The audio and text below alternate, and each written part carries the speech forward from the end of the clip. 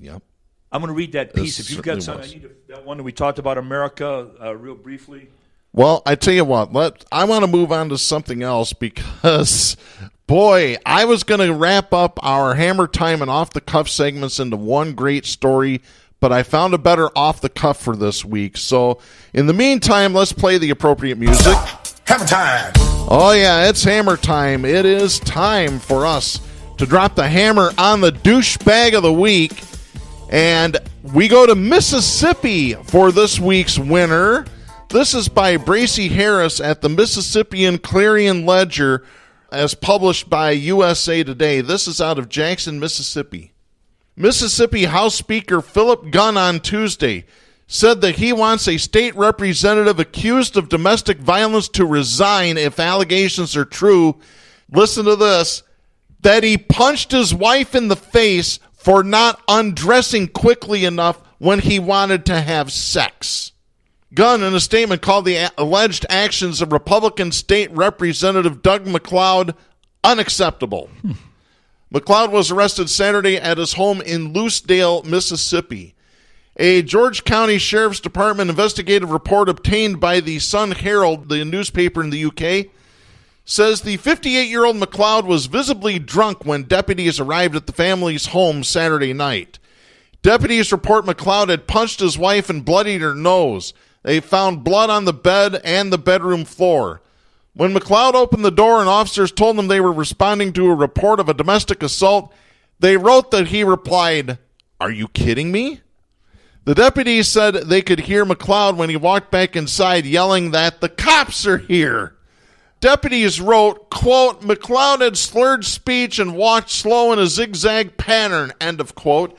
They added that he was so inebriated that he had to grab a handrail to maintain his balance. When deputies entered, they say two women were standing at the top of a stairwell and they both appeared frightened. McLeod's wife eventually came outside after deputies assured her they would keep her away from her husband. The deputy said McLeod's wife was shaking and upset. McLeod's wife said her husband was drunk and just snapped, as he often does when under the influence of alcohol. Again, this is according to the police report. Another woman present said McLeod's wife came running up to her room, her face bloodied. The woman shut the door and locked it with McLeod's wife inside. The other woman said McLeod started banging on the door and telling the women to open it.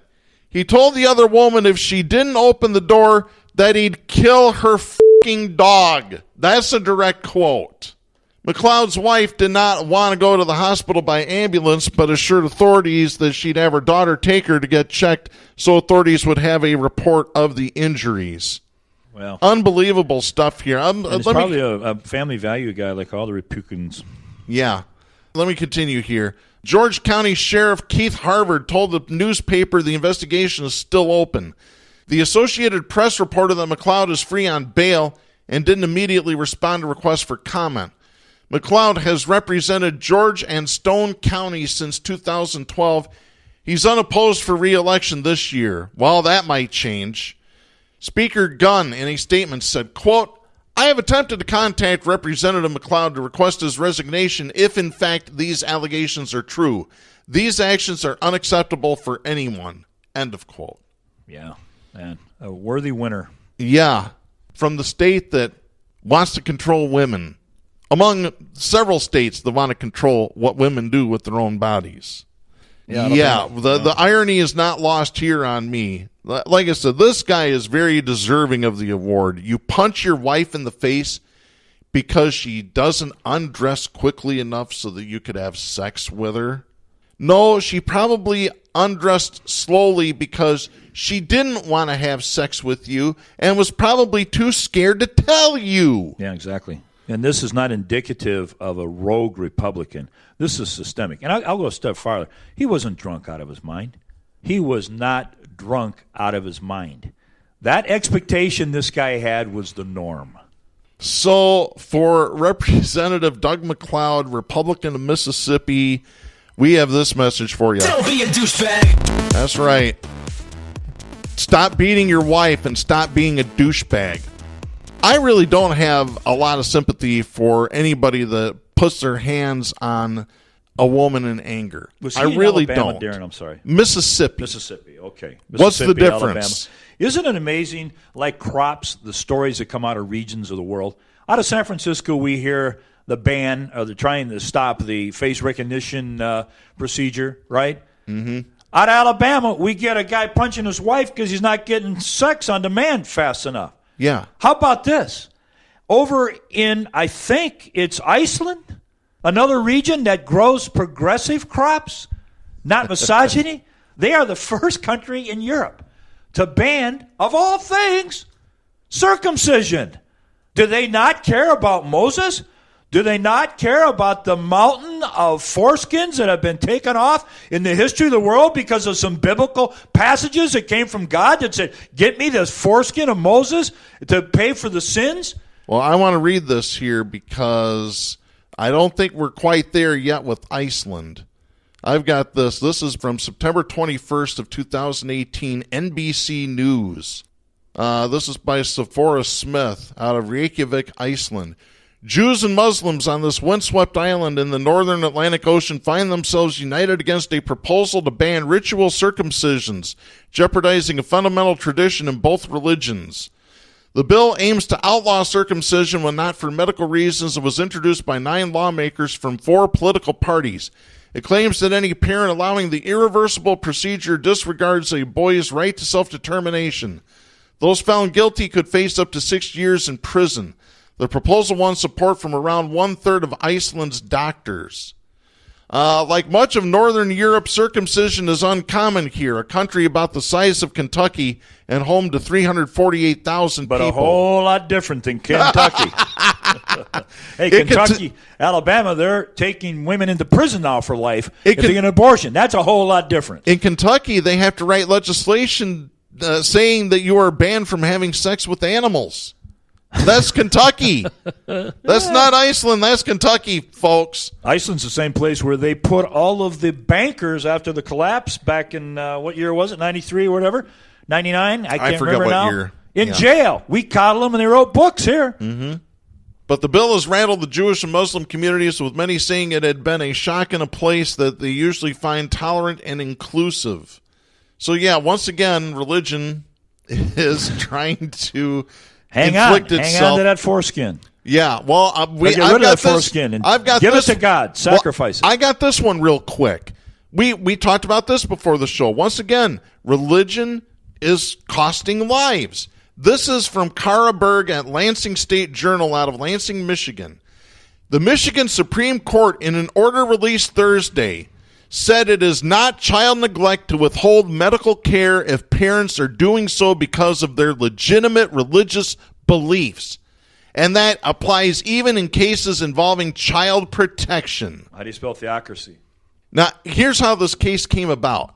In February of 2017, this couple, Rachel and Joshua Paland, they had a daughter, 3-day-old daughter.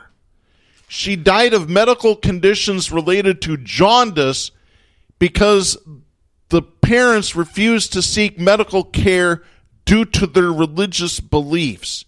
They were told by a midwife, you need to get your child to the hospital. She's gravely ill. It's unbelievable, folks. Let me read this. In 2017, they told investigators they ignored a midwife's advice to seek medical treatment for Abigail because God makes no mistakes and because they believe in the power of prayer. You know what they did instead of taking her to the hospital? Instead, they kept her in a sunny room to treat her jaundice, according to court records. After she died, they spent hours praying for her resurrection. The Palans appear to have been involved with a Lansing-based Bible school called Faith Tech Ministries, which describes itself online as non-denominational but similar to other full gospel or Pentecostal organizations. This is scary, folks. Yeah, and these are the fundamentalists that elected Trump, the same one that grabs women by the pussies, that said a journalist was bleeding in places. This is the same moral guy that you put into a position. Yep, exactly. And while I've got time, I got to get off the cuff in. This is from the Wenatchee World newspaper.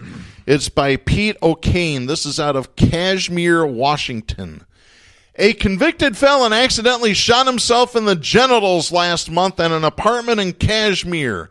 His problems didn't stop there.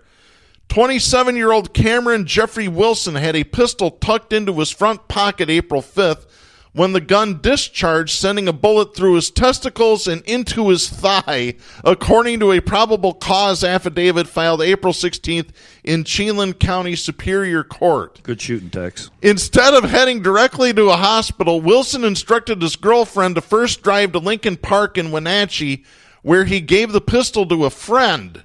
A 13-time convicted felon, it was illegal for Wilson to possess a firearm. As doctors and nurses performed surgery at Central Washington Hospital, a balloon containing marijuana slipped out of his anus. Again, this is according to the police affidavit. Sheriff's detectives were notified that Wilson had suffered a gunshot wound. They, of course, went to the hospital. They searched his car. They found a bag of methamphetamine inside a pair of bloodstained jeans that he had taken off before entering the hospital. Detectives declined to arrest Wilson at the hospital, and instead they issued an arrest warrant on suspicion of second-degree felon in possession of a firearm and unlawful possession of meth. He was charged April 16th. He turned himself in on April 18th. Now, listen to this. This gets better. A detective told corrections officers at the Chelan County Regional Justice Center of Wilson's proclivity to store marijuana in unconventional places. During a strip search, another balloon of marijuana slipped from his anus, according to a probable cause affidavit filed April 19th in Superior Court. They added a charge of possession of a controlled substance in a correctional facility. But this gets better. While he was in jail, he made multiple calls to his girlfriend to ask her not to cooperate with investigators. Authorities were listening to the phone calls, and thus they've added 4 more charges: tampering with a witness. What was it the hee-haw used to say? If it weren't for bad luck, I'd have no luck at all, right? That's exactly right. Trouble is, this guy is not an anomaly. This guy is not an anomaly. No. There's a sea of red hats out there, and there's a whole bunch of bags up their rectums, if not their head. I've said on the show before, talking about a former state legislator. Who was the one that called teachers pigs and hogs? What was her name? Her Lyons. husband's a good tree. Yeah, Lisa Posthumous Lyons. I once said on the show that she needs to have a colonoscopy so they can find her head. Well, folks, all kidding aside here, this was the show that called for action. Yep. And, I don't know if we have a second here. This is the truth. Your government is corrupt. Your banks are holding you as collateral. Your military is being used to terrorize the world. Your media keeps you distracted with mindless celebrity bullcrap. Your wars are about resources and financial control. You have more in common with the people you're bombing than the billionaires that are ruling you. We are asking and calling for a citizens' move for action. The stations that carry Southpaws do not necessarily share the opinions expressed on the show. Southpaws is protected by the First Amendment to the U.S. Constitution and is copyrighted by Big D Entertainment. All rights reserved. And that's going to wrap things up for this week's episode. We will be back next week. I'm Darren Gibson. I'm Jack Prince, and I'll be back as well. And for our announcer, Kristen Cook, please support independent media and the First Amendment. Good day.